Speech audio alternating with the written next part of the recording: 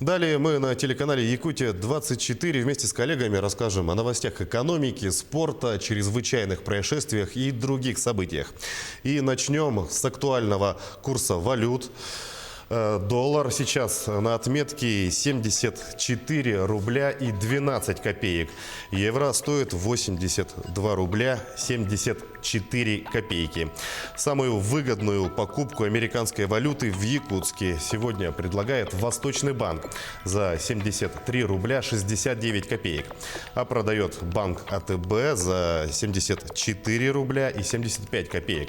Что касается обмена евро, выгодный курс по всем позициям предлагает тот же Восточный банк. Покупает за 82 рубля и 23 копейки, а продает за 83 рубля и 55 копеек.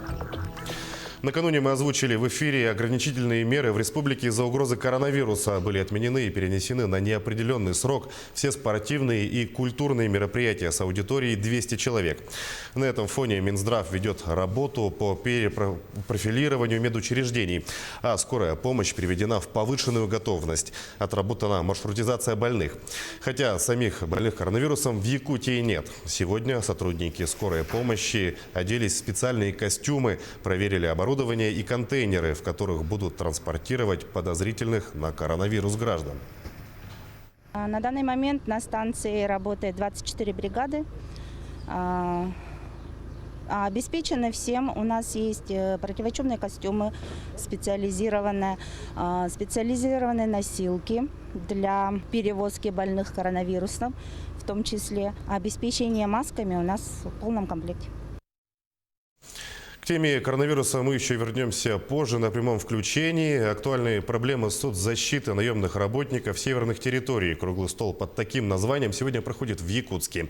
Модератором мероприятия является первый зампред комиссии Общественной палаты России по социальной политике Сергей Некрасов. Он в своем выступлении отметил, что сегодня во многих северных регионах страны остро стоит проблема поддержки жителей населенных пунктов. На круглом столе рассматриваются вопросы социально-экономического развития районов Крайнего Севера и приравненных к ним территорий, вопросы привлечения и закрепления трудовых ресурсов, мер соцподдержки населения и ряд других важных вопросов. Накоплено очень много вопросов. Это уже не первое наше мероприятие. Проводятся и круглые столы, и конференции. Требуется решение массы вопросов, связанных с северной территорией. Вот мы сегодня их будем обсуждать. Ну, здесь у нас широкая география. В данном случае сегодня в нашем обсуждении принимают участие коллеги из Мурманска, в том числе из Хабаровска, из Дальнего Востока, из Владивостока и других территорий. Поэтому региональные проблемы, конечно, специфика есть везде. Будем рассматривать и принимать решения. Тем временем правительство России поддержит отрасли экономики, которые оказались в зоне риска из-за коронавируса, в том числе авиаперевозки, туризм и строительство. Более подробная информация у моей коллеги Ниргуяны Ивановой в рубрике «Новости экономики». Ниргуяна, приветствую. В чем же заключается поддержка? Сергей, тебя приветствую. Правительство с конца марта приступит к прямому субсидированию убытков отраслей. Власти намерены сформировать перечень системообразующих предприятий, как это было во времена экономических кризисов 2008 и 2014 годов. Эти предприятия будут находиться под особым контролем. В эфире новости экономики на Якутия-24. В студии работает Ниргуяна Иванова. Госкорпорация «Росатом» рассчитывает, что в 2024 году может получить лицензию на строительство наземной атомной электростанции малой мощности и в этом же году начать ее строительство. Вот энергообъекта в этом случае может состояться в 2027 году. Ранее сообщалось, что «Росатом» определил в России две площадки для потенциального строительства АЭС малой мощности. Это Челябинская область и Якутия. Отметим, что на полях Восточно-экономического форума в прошлом году «Росатом» и Якутия заключили соглашение о взаимодействии и сотрудничестве в сфере строительства атомных электростанций малой мощности. Банки за 100 дней действия программы льготной ипотеки на Дальнем Востоке заключили более 5000 кредитных договоров на общую сумму 16 миллиардов рублей. Всего на получение льготной ипотеки уже поданы более 20 тысяч заявок. На данный момент заявки принимают 12 банков. До апреля этого года их число должно увеличиться до 14. Напомним, что программа позволяет молодым семьям и участникам программы «Дальневосточный гектар» получить кредит размером не более 6 миллионов рублей по ставке 2% годовых на срок до 20 лет. Новый жилой квартал из 66 многоквартирных домов построят в Якутске. В проект включено возведение объектов социальной инфраструктуры, школ, детсадов, спорткомплексов, медучреждений. Масштабный инвестиционный проект расположится в южной части города на 7-м километре Покровского тракта. Это территория бывшей воинской части. Площадь квартала составляет 68,5 гектаров. Проект предполагает строительство 345 тысяч квадратных метров жилья и 7 объектов социальной инфраструктуры. Застройщиком выступает Республиканское ипотечное агентство. Стоимость проекта оценивается в 34 миллиарда 600 миллионов рублей. Застройка будет поэтапной в 7 очередей с 2020 по 2028 год. В Якутии предусмотрели свыше 580 миллионов рублей на дотации местным бюджетам на 2020 год. В региональном Минфине сообщили, что на финансовую поддержку могут рассчитывать отличившиеся в лучшую сторону муниципалитеты. Дотации могут быть выделены муниципалитетам в иных случаях, вызванных объективными факторами. Например, на исполнение отдельных поручений главы и председателя правительства республики или с принятием в регионе решения по повышению оплаты труда работникам бюджетной сферы и размера социальных выплат. В результате ожидаются положительные тенденции в реализации государственной политики, в финансовой сфере, стимулирование органов местного самоуправления на достижение наилучших показателей социально-экономического развития. Снижение стоимости авиабилетов для населения станет приоритетной задачей для властей Якутии в этом году. Об этом заявил премьер-министр республики Владимир Солодов, подводя итоги отчетов правительства. Так, по его словам, самыми частыми среди населения стали вопросы образования, здравоохранения, обустройства жилья, а также транспорта и доступности авиабилетов. Садынский наследник Мирнинского района Якутии получит на развитие 10 миллионов рублей от Алроса. Компания заключила с наследником соглашение о социально-экономическом сотрудничестве. Средства предполагается направить на благоустройство и строительство объектов, а также развитие культуры на территории наследника. По информации местной администрации, финансовая помощь в 2020 году пойдет на строительство гаражного бокса для бюджетных учреждений, ремонт стелы село Сюльдюкар, проектно-изыскательские работы по строительству дома культуры и на другие социально значимые цели. Авиакомпания «Якутия» объявила о начале оформления возвратов билетов на рейсы из Якутска в Сеул и Харбин из-за коронавируса. Рейсы отменены в период с 1 по 30 апреля 2020 года. В конце января авиакомпания уже объявила о возврате или обмене билетов без штрафных санкций в направлениях Якутск-Харбин или Харбин-Якутск. Также ранее Якутия сообщила, что по распоряжению Росавиации и Министерства транспорта Российской Федерации с 1 марта 2020 года временно приостанавливают регулярные полеты в Сеул из-за распространения в Республике Корея COVID-19. Это были все новости экономики к этому часу. Оставайтесь в курсе событий на Якутия-24. Сергей, передаю тебе слово. Нургуяна, спасибо за информацию. А мы продолжаем нашу программу и переходим к мировым новостям.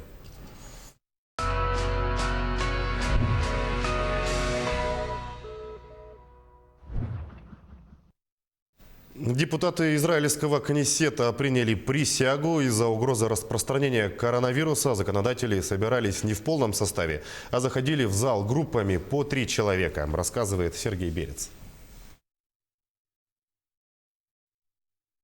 Накануне принятия присяги депутатами израильского парламента Кнессета зал пленарных заседаний подвергся дезинфекции.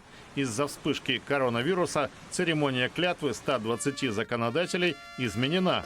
Они входили группами по 3 человека и после совершения обряда уступали место следующей партии коллег.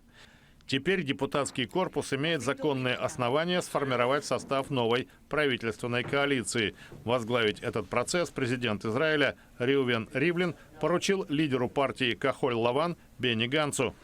Предыдущие попытки дать стране правительство, предпринятые Беньямином Нетаньяху, главой Ликуд и исполняющим обязанности премьер-министра, потерпели неудачу. В случае с Нетаньяху речь идет о его политическом и правовом будущем. Ему грозит судебное преследование по обвинениям в коррупции. Но и перспективы Ганца выглядят не безоблачно. Весьма вероятен вариант, что и он не сможет сколотить коалицию и найти выход из тупика, в котором государство остается после 3 парламентских выборов в течение 1 года. По одной из версий, разносчиками коронавируса могут быть летучие мыши. Тем не менее, деревенские жители в одной из провинций Таиланда продолжают свой традиционный промысел – сбор помета этих животных. Подробности далее. С наступлением темноты сотни тысяч летучих мышей покидают пещеры в провинции Радчабури на западе Таиланда. Ночь – время кормежки для перепончатокрылых. Пока они ловят насекомых, местные жители отправляются в подземелья на промысел – сбор помета этих животных.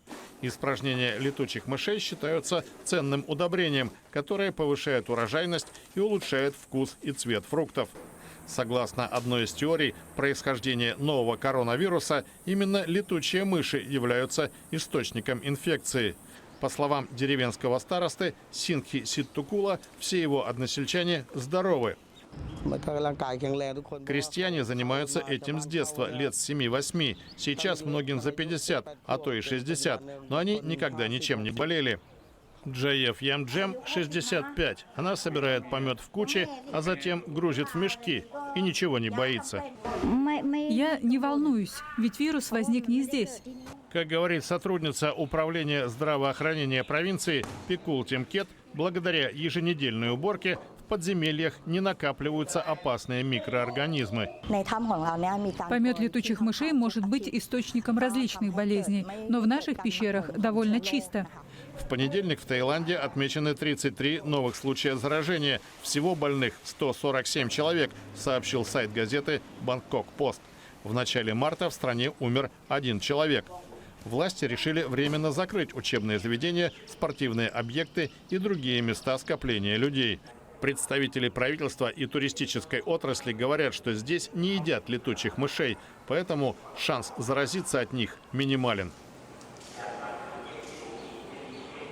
Туристическая отрасль оказалась на передовой в борьбе с коронавирусом. Владельцы отелей Туниса надеялись на восстановление турпотока летом этого года после 5 лет снижения. Индия, хоть и меньше других азиатских стран, страдает от новой инфекции. Представители турсектора волнуются из-за массовых отмен бронирования, рассказывает Анастасия Дмитриева. Амар Жуйни, владелец сувенирного магазина в городе Хамамет, был настроен оптимистично в этом году. Он надеялся, что туристический сектор Туниса наконец оправится после нападений боевиков в 2015 году. Но на прошлой неделе власти решили изолировать всех, кто прибывает из-за границы, на 2 недели. Премьер-министр Элиас Фахфах заявил, что из-за коронавируса прогнозируемый экономический рост составит 1% вместо ожидаемых ранее 2,7%. Жуйни говорит, что ему приходится ждать по несколько дней, чтобы продать хотя бы 1 предмет. Дальше он ожидает еще большего спада. Я думаю, закрыть магазин и искать другую работу, чтобы иметь хоть какие-то деньги на жизнь. Тунис подтвердил 13 случаев заражения коронавирусом. В основном это те, кто недавно прибыли из-за границы. Страна тут же закрыла школы на каникулы и ввела режим самоизоляции для иностранцев. Быстро распространяющийся коронавирус вызвал массовую отмену бронирований в курортных штатах Индии, чьи живописные пляжи и пальмовые рощи ежегодно привлекают около 6 миллионов туристов. Владельцы отелей чувствуют, что скорость распространения болезни значительно снизилась, поскольку штат Гоа приказал закрыть казино, клубы и попросил путешественников не посещать его курорты. Наряду с этим туристический сектор остался без работы. Индию с населением 1 300 000 000 человек, меньше, чем другие страны в Азии, Европе и Северной Америке, затронула глобальная эпидемия. Федеральное министерство здравоохранения сообщило, что число инфицированных составляет 114 человек, 2 умерли. Но эксперты говорят, что и без того перегруженная медицинская система скоро столкнется с серьезным ростом заболеваемости. Индия уже приостановила действие большинства виз и закрыла многие сухопутные границы. Всемирный совет по туризму и путешествиям предупредил, что пандемия может в 2020 году лишить туристическую отрасль планеты 50 миллионов рабочих мест и сократить рынок услуг на четверть. Между тем, начинающие индийские кутюрье продвигают экологическую моду. На неделе моды они представили весенне-летние коллекции из натуральных и переработанных тканей, расписанных вручную. Идею поддержала действующая мисс Азия и вторая вице-мисс мира Суман Рао. Молодые и зеленые студенты индийских колледжей в воскресенье в третий день недели моды Bombay Times представили свои коллекции «Весна-лето 2020». Молодые кутюрье из Международного института моды и дизайна Бандра использовали для своих образов только натуральные ткани. Цель дизайнеров – продвижение экологической моды. 20-летняя мисс Азия 2019 и вице-мисс мира Суман Рао прошла по подиуму вместе со студентками-моделями в платьях из тяжелого шелка с характерными для Индии орнаментами. Платье, которое вы видите на мне сейчас, расписано вручную. Одежда сделана вот этими женщинами. Я очень горжусь и благодарна им за то, что выбрали меня для показа этого наряда. Он сногсшибательный. И мне кажется, это был мой лучший опыт на подиуме.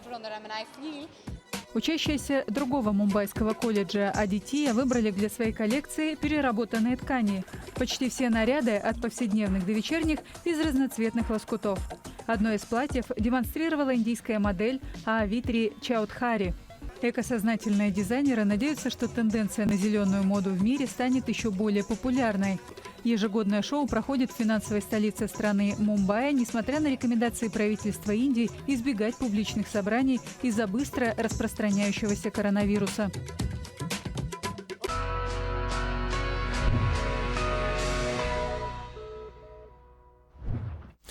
Возвращаемся в нашу республику. Якутия будет переведена в режим повышенной готовности в связи с распространением в мире новой коронавирусной инфекции. Об этом сегодня на совещании по вопросам эпидемиологической ситуации объявил глава республики Айсен Николаев. С нами на прямой связи находится наш корреспондент Ульяна Шагина. Уля, приветствую. Ждем от тебя подробностей. Добрый день. В первую очередь документ, конечно же, подразумевает комплекс мероприятий по недопущению пандемии коронавируса на территории Республики Саха-Якутия. Айсен Николаев заявил, что в режим повышенной готовности должны быть переведены все службы, все органы государственной власти, все министерства и ведомства. И штаб, который у нас работает на территории республики с сентября месяца, также должен работать в режиме круглосуточном режиме. До 10 апреля отменены все культурно-массовые и спортивные мероприятия на территории республики. Если до вчерашнего дня говорилось о 200 человек, то сейчас для проведения каких-либо мероприятий там должно быть не более 50 человек. Это, конечно же, касается и работы таких служб, как МФЦ и Пенсионный фонд, где наблюдается наибольшее скопление народу. Там каждые 6 часов, конечно же, тоже будет проведена дезинфекция. Вообще дезинфекция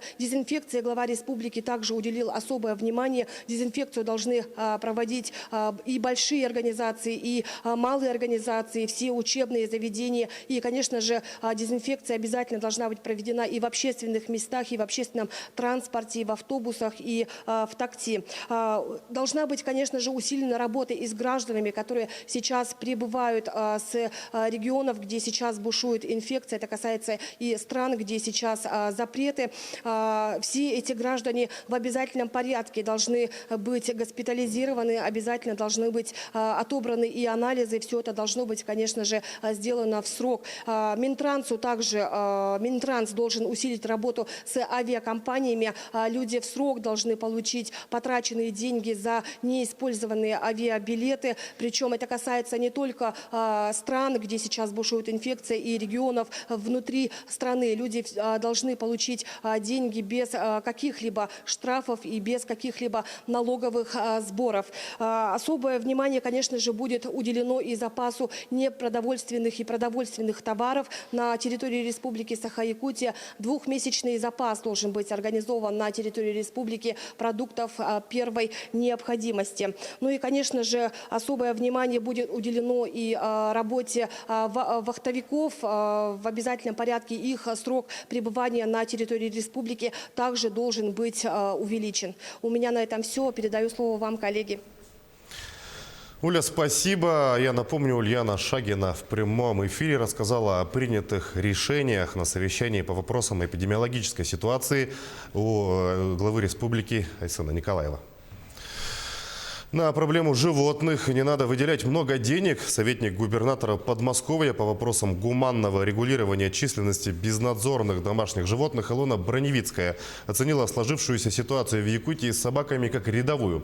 Она призвала действовать в рамках гуманности. Илона Броневицкая приняла участие в заседании круглого стола по вопросам организации работы с безнадзорными животными. Она рассказала, что в Московской области второй год занимаются возвратной стерилизацией животных.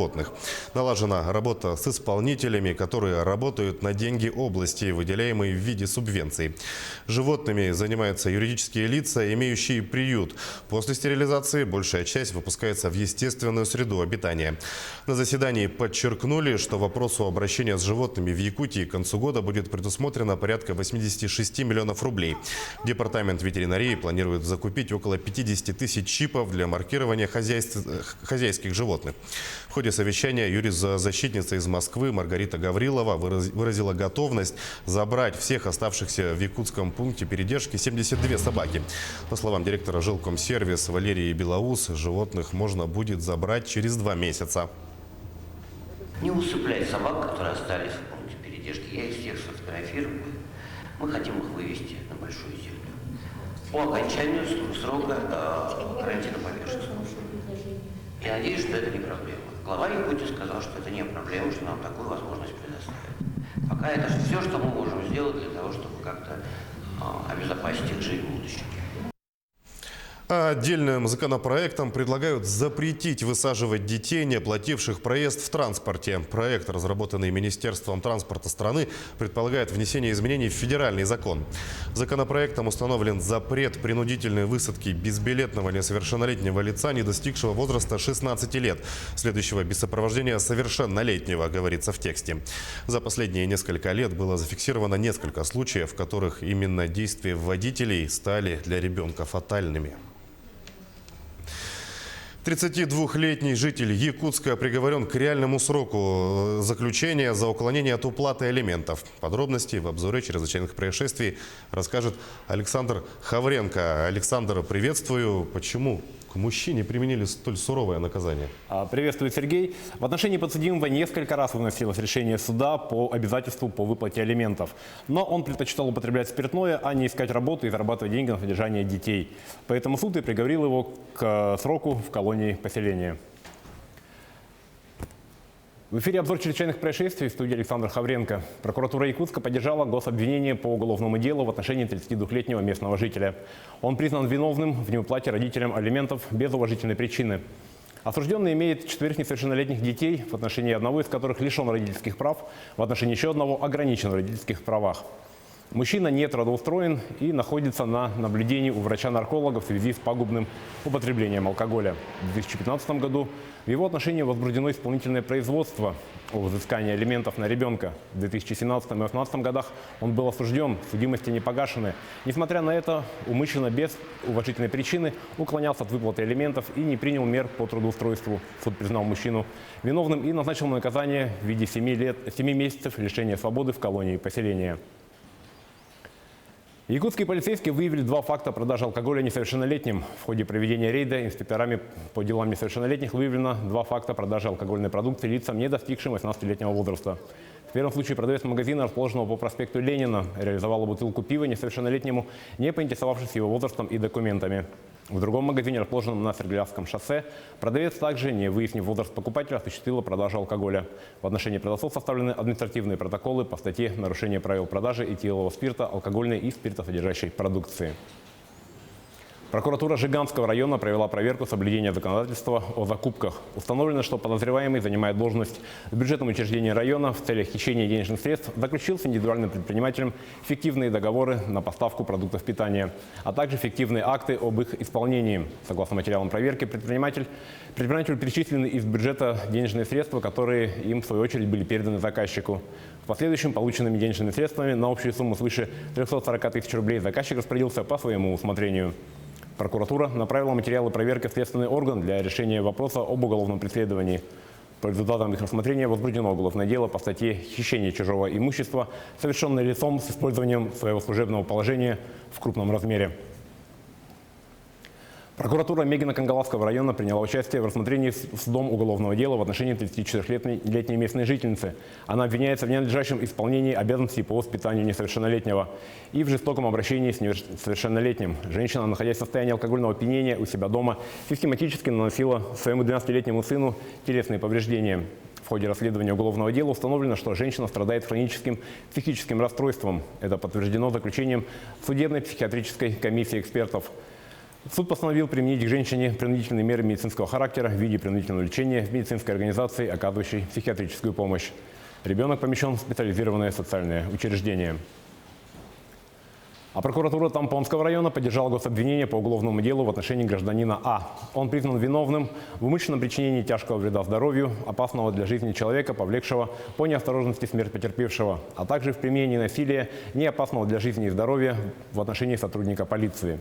Летом 2017 года подсудимый, находясь в поселке Хандега, в процессе ссоры нанес мужчине множественные удары, в результате которых потерпевший скончался в больнице.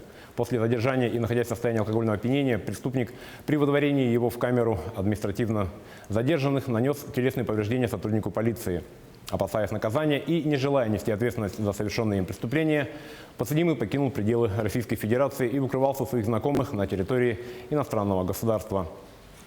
В результате совместной работы, проведенной компетентными органами двух государств, гражданин А был задержан и впоследствии экстрадирован в Российскую Федерацию, где предстал перед судом. Суд назначил подсудимому наказание в виде 8 лет лишения свободы с отбыванием наказания в исправительной колонии строгого режима.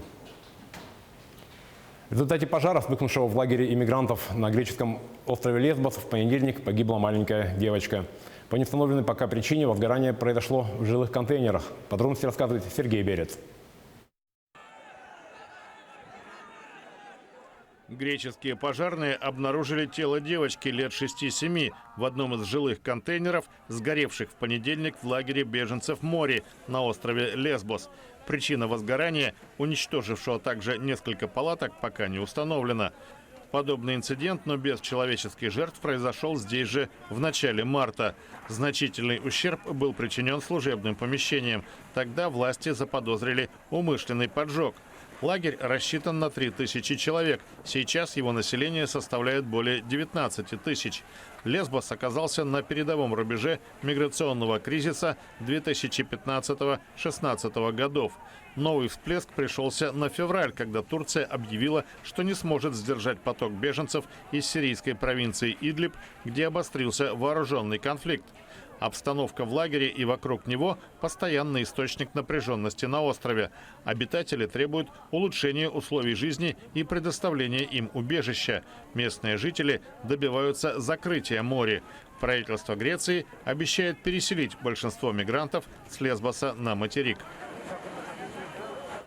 На этом наш выпуск подошел к концу. О чрезвычайных происшествиях в мире, в стране и республике мы расскажем в следующих выпусках новостей.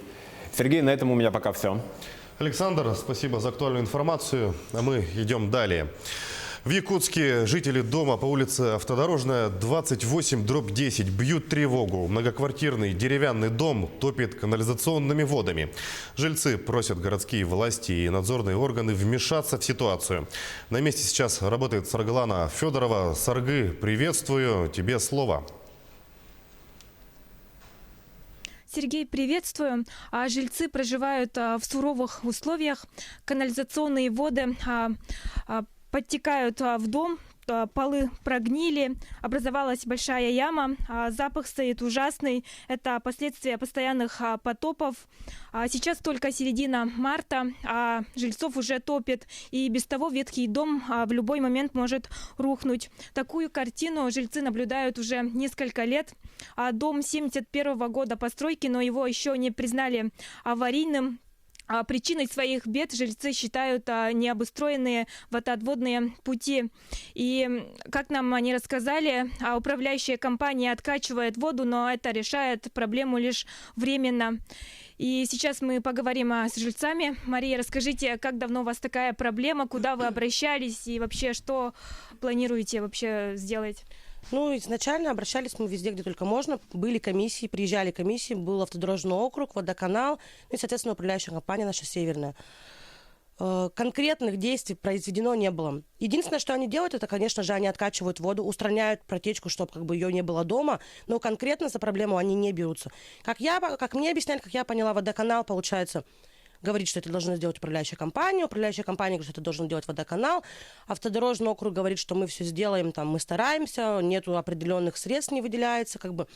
Все, на этом как бы все разговоры заканчиваются. Конкретно, чтобы кто-то пришел и что-то сделал, этого не было.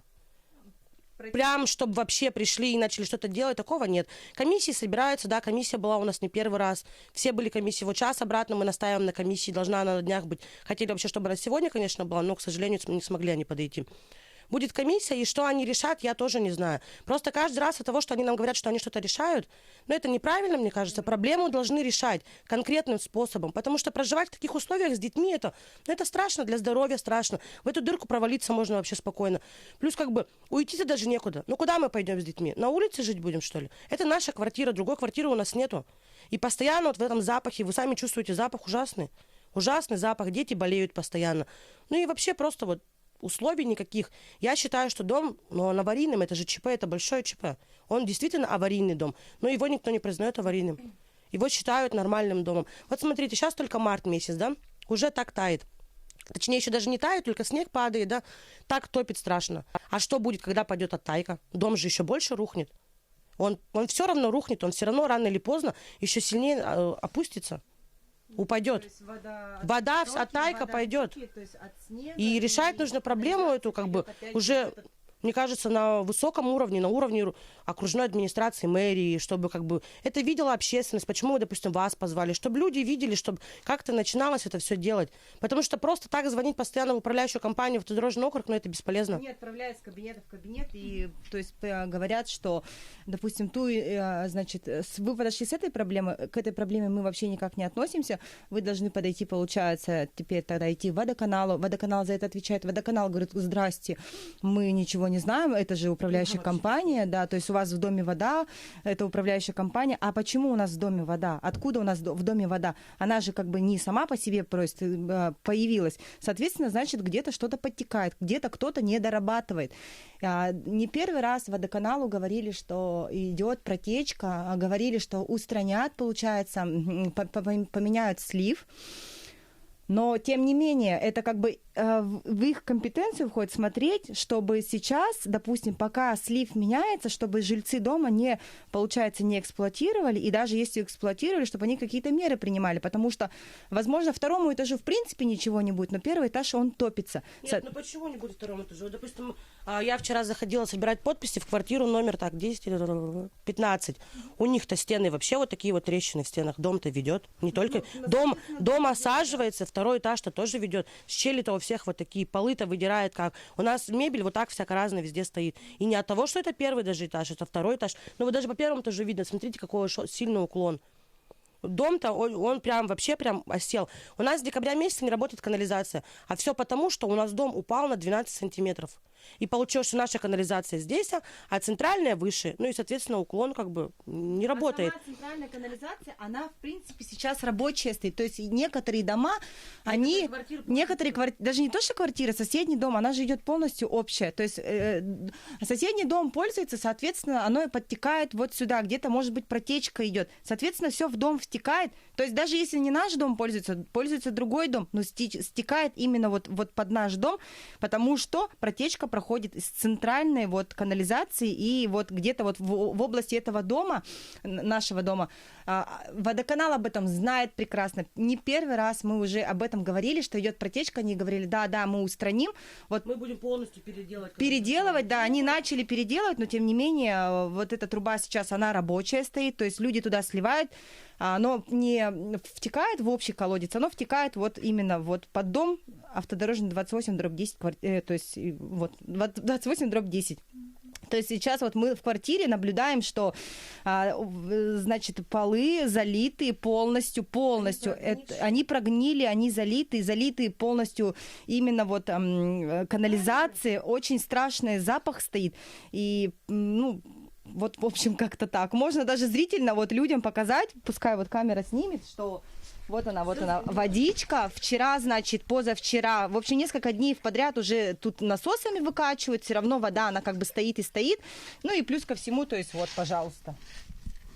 То есть она туда и идет тут снег, лед, и, в общем, все в таком роде. То есть вода бесконечная. Здесь все, вот, пожалуйста. Вот они все прогнившие, их даже и спокойно швабрами можно, вот, пожалуйста, убирать, двигать, трогать. Вот здесь вот это все, здесь это все получается, все вручную было. То есть это только вот, это я, девушка, могу так сделать. А если взрослый мужчина сюда наступит? А если ребеночек вот как-то сюда? Ну это же можно провалиться вот в эту во всю канализацию. Ну и вообще, что это такое? В общем, надо вот эту проблему мы позвали вас, чтобы вы, получается, общественность помогли нам, как нам с этой проблемой выйти, куда нам обратиться, и чтобы это просто осталось не просто так, то есть мы пришли в кабинет, нам сказали, да-да-да, все устранится, в общем, мы все решим, и опять на 2-3 года затишье. Сейчас как бы этот вопрос наши родители поднимали. Сейчас уже дело дошло до нас, до детей. Теперь мы вот с Марией решили, что будем выходить на общественность. Может быть, таким образом все-таки мы эту проблему все вместе и решим. Да, нам надо, чтобы кто-то на нас то есть, чтобы нам кто-то подсказал, как нам делать, что нам быть, как вообще быть с этой проблемой и как ее решать. То есть жить здесь уже, вот вы сами прекрасно понимаете, в данный момент нету вообще возможности проживать, да, то есть получается, мне приходится сейчас просто-напросто съехать и жить на съемной квартире. Вот как-то так. Когда у меня есть, квартира своя, да, приходится вот так вот жить. Ребенка маленького, моему ребенку. А сейчас жильцы с опасанием ждут весеннее половодье, но пока им остается лишь запастись терпением. Сергей? Сергей, спасибо. Будем надеяться, столичная администрация обратит внимание на проблему и наконец-таки признает дом аварийным. А мы продолжаем нашу программу и переходим к новостям спорта. Министерство спорта России до особого разрешения отменило все международные спортивные мероприятия. Решение приняли из-за распространения коронавируса. Также министерство запретило тренерам, спортсменам и специалистам из регионов, в которых объявлен карантин, посещать мероприятия, включенные в единый календарный план. А полузащитника лондонского Челси и сборной Англии по футболу Мейсона Маунта ждут серьезные санкции от клуба из-за нарушения карантина. Игроки и сотрудники клуба должны находиться на карантине из-за положительного теста на коронавирус у полузащитника команды Калума Хадсона-Одои. Маунта в воскресенье отметили в одном из футбольных центров вместе с игроком лондонского Вест Хэма Декланом Райсом. В Челси заявили, что напомнили Маунту об ответственности в данной ситуации. Вест Хэм считает, что Райс не сделал ничего плохого, так как он не находился на карантине. Накануне в Мирнинском спорткомплексе «Кимберлит» было жарко. Больше сотни спортсменов со всей республики собрал третий региональный турнир по масс-рестлингу на призы главы Мирного и Алроса. На помост алмазной столицы нынче вышли чемпионы республики, России и мира. Каким запомнились соревнования, на что потратят призовые чемпионы турнира. Все подробности в материале наших коллег. Спорт ловких и техничных. Так называют масс-рестлинг сами атлеты. И продемонстрировать эти качества на третьем по счету турнире позволили девушкам. Впрочем, женственность 20 спортсменок оставили за пределами ковра. На него вышли с хвостами на голове и практически без макияжа. Разве что для телекамеры подкрасились. Тут много факторов играет. Не только сила, не только опыт. Тут еще случай может подвернуться. Якутский национальный спорт по всей стране признали в 2003 году. Тогда перетягивание палки включили в российский реестр видов спорта. Теперь же масс-рестлинг может появиться и в программе Олимпийских игр. На состязаниях по масс-рестлингу абсолютно все команды даются на якутском языке. Это правило действует даже на соревнованиях российского и мирового уровня. Сергей Константинов – один из самых титулованных спортсменов республики. В его копилке побед и чемпионат мира, и абсолютное первенство прошлогоднего Мирнинского турнира. В том, что обойдет соперников и в этот раз, был уверен. Даже заранее придумал, куда потратят заветный приз 100 тысяч рублей. Хотел поехать во Францию, но коррективы в планы на отдых внесла ситуация с коронавирусом. Я даже не знаю. Должен был полететь во Францию, но отменили. Приехали на автобусе, долго ехали, поэтому не восстановился. Первый день своих соперников до 70 килограмм вывел еле как. А на второй день, вот уже когда проходит абсолютный чемпионат, до 75, уже чуть-чуть выше категории, я уже восстановился, уже чувствовал себя хорошо, чувствовал, что тяну нормально. Так что уже уверенность какая-то была. Чемпион в абсолютном первенстве свыше 75 килограммов Сергей Фролкин ради выхода на Мирнинский помост исколесил пол республики. Проехал на автобусе 500 километров из Тампонского района до Якутска, затем еще 1200 из столицы Якутии до Мирного.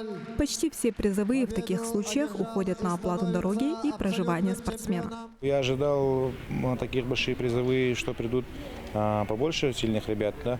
Но все же здесь пришли, тоже сильные ребята были, конкуренция была, это просто так кажется, что легко было. Все чемпионы в весовых категориях стали обладателями 30 тысяч рублей. Отличившиеся на помосте не ушли с пустыми руками. Своих хозяев нашли и плазменные телевизоры, и мультиварки, и денежные сертификаты от спонсоров. Ими в этом году стали акционерная компания и городская администрация. Анна Винокурова, Роман Ларин, Артур Голиков, Алексей Меркулин, телеканал «Алмазный край».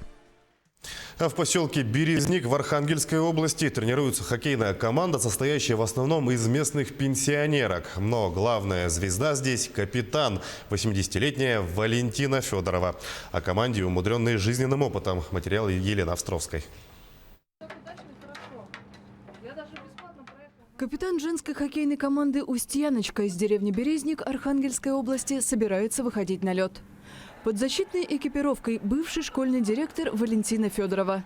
Ей 80, и этот номер красуется на красной форме. На коньки пенсионерка встала не так давно, но в боевом настрое ей не откажешь. Хотя вроде как и конец недели, и уставшие все. Но, понимаете, когда выйдешь на лед и с шайбой бежишь, тут забываешь всю усталость. Большинство женщин в команде моложе Федоровой. Им около 50-60 лет. Тренер «Устьяночки», бывший вратарь российской хоккейной сборной Мария Аналбаева, говорит, что сделать 80-летнюю Валентину капитаном было коллективным решением.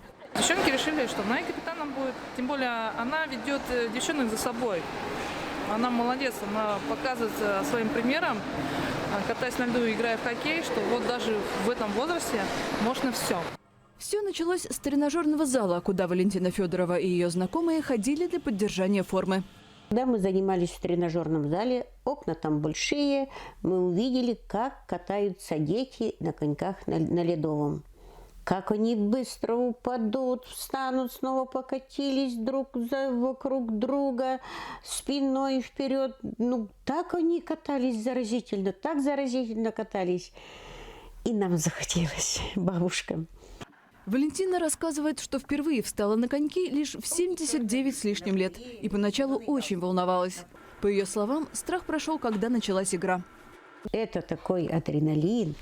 Это вот понимаете, вот после занятий на льду столько, кажется, энергии прибавляется. Так себя легко чувствуешь. Не чувствуешь эти 80 лет никак.